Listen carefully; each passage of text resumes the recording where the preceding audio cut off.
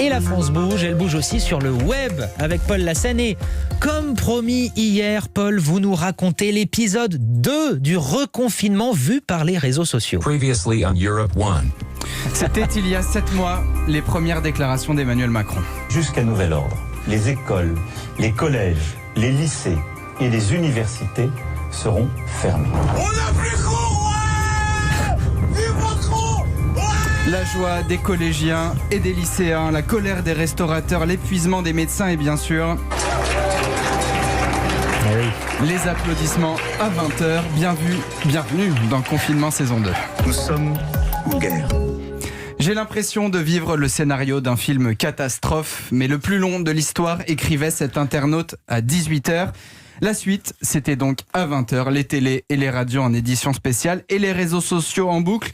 Emmanuel Macron et le reconfinement, plus de 500 000 tweets sur toute la soirée et un mot d'ordre, le déjà vu. Pour le travail, on va tous se retrouver en télétravail. C'est reparti pour les Netflix à gogo plutôt que de bosser, écrit Mehdi. Autre fait marquant du premier confinement, les fameuses réunions Zoom qui rappellent des bons souvenirs à Sophie.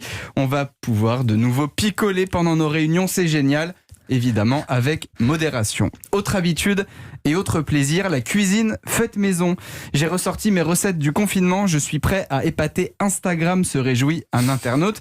Alors qu'à l'inverse, Sissène prévient, je ne supporterai pas une deuxième vague des photos de vos gâteaux et pains faits maison, on est prévenu.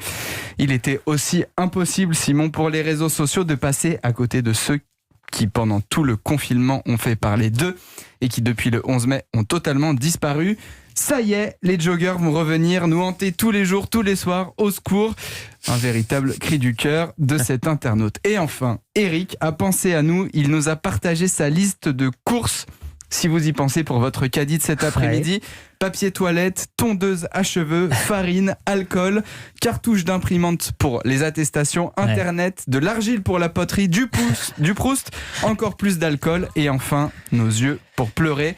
Je vous laisse faire le point dans vos placards. Merci Paul. Et alors moi je suis fan, je veux des suites, même la semaine prochaine avec Sébastien Krebs, je veux des épisodes 3-4. Et bien on y va. Et alors je tiens aussi évidemment à rappeler que ça fait du bien un petit peu de sourire et de rire parce qu'on est là aussi pour ça, même si on a une pensée très forte à toutes les personnes qui sont touchées personnellement, qui sont touchées dans leur travail par ce confinement et cette épidémie.